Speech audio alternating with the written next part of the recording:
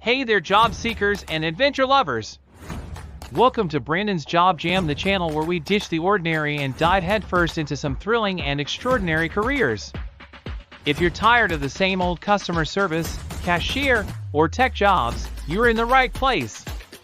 From milking venomous snakes to chasing storms and diving deep into the unknown, there are some daring individuals who make these wild jobs their daily grind.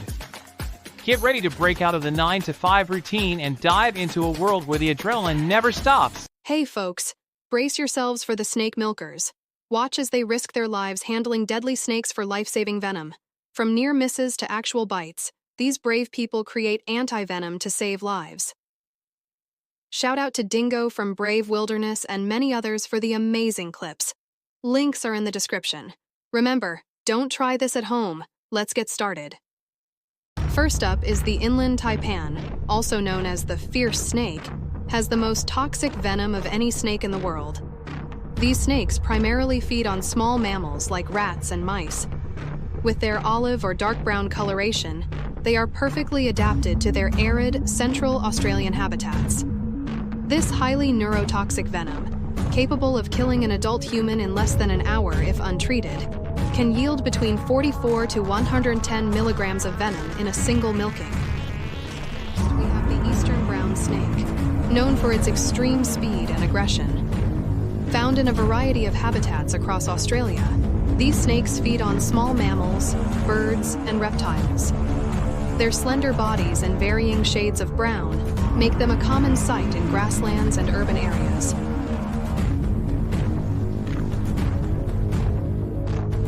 This snake's venom is highly neurotoxic and can yield between 2 to 10 milligrams in a single milking. Coastal taipan is another highly venomous snake from Australia.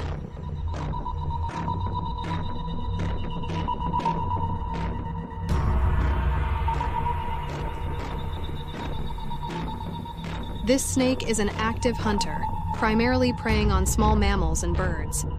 Its light to dark brown coloration helps it blend into coastal regions, forests, and open woodlands. Its venom yield is substantial, ranging from 120 to 400 milligrams per milking. The venom contains neurotoxins, procoagulants, and myotoxins. Here we have the tiger snake, recognizable by its banded appearance.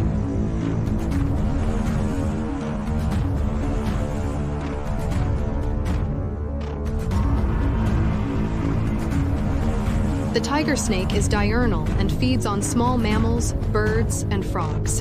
It is found in southern Australia and Tasmania, often near coastal regions and wetlands. It can yield between 35 to 180 milligrams of venom that contains neurotoxins, coagulants, hemolysins, and myotoxins per milking. Next, we have the death adder, known for its unique hunting strategy. This snake is an ambush predator.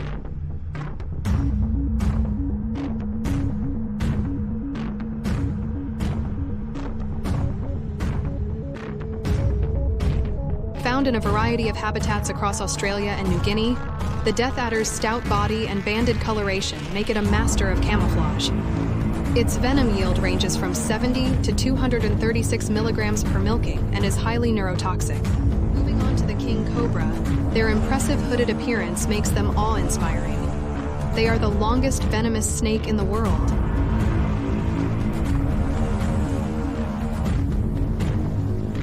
King cobras primarily feed on other snakes, including venomous ones.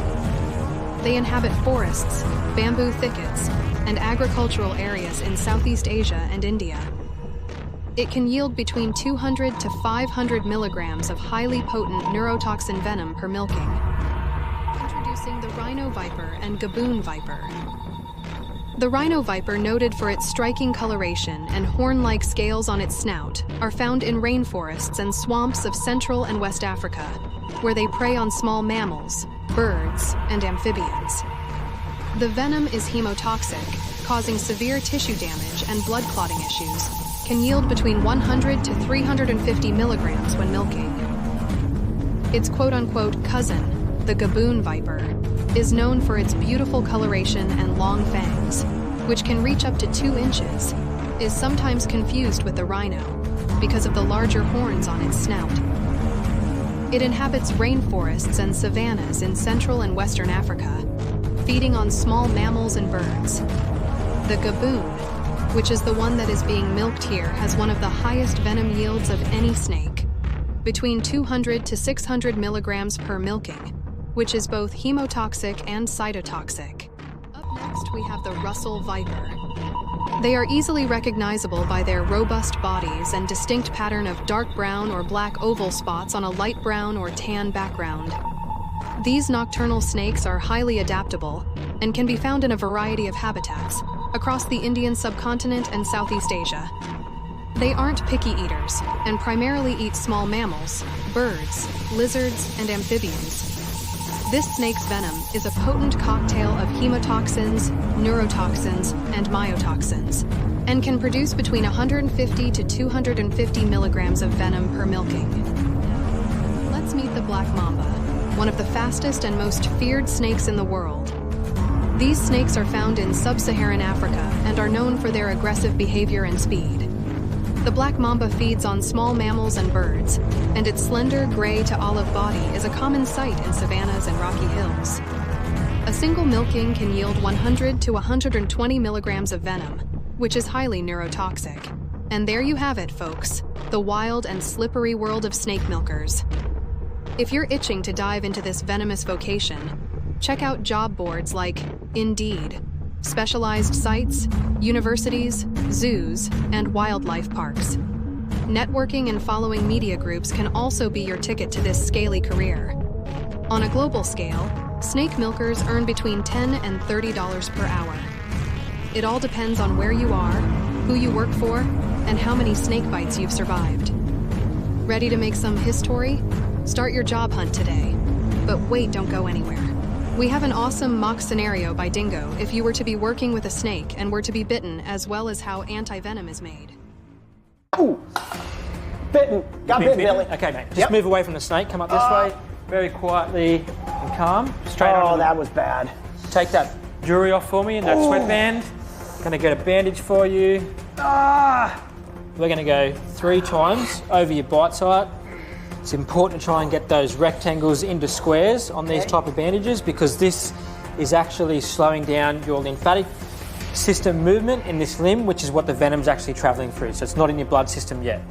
Really important you keep that limb straight. Billy to reception. Really Coyote has been bitten by a tiger snake.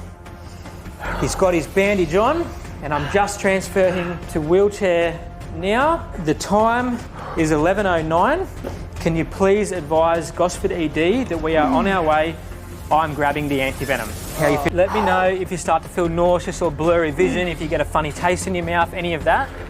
We've got to document any of those symptoms. Got us out here in 2 minutes and we'll be at Gosford ER in under 10. Okay, well that was pretty efficient. Is antivenom made? It's a crazy process, but in a quick sum, we milk these 5 species, we then freeze dry the venom, we send it to a lab in Victoria, they rehydrate it, small amounts, inject it into horses. Different horses designated for different types of venom? Yep. Okay.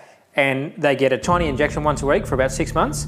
Their immune systems are so strong, they don't even pick up on the effects of that venom. At the end of the envenomation period, that 6-month mark, they bring the horses in individually into a lab. They hook them up to its blood machine and they draw a litre of blood out of them at a time. They run it in a centrifuge. During the envenomation process, their immune systems start to produce venom-resistant plasma. So they remove that out of the blood system, everything else goes back to the horse is fine. That venom-resistant plasma is antivenom. Thanks for joining me, and don't forget to hit those like and subscribe buttons and join me next time as we jam through jobs that are anything but typical right here on Brandon's Job Jam.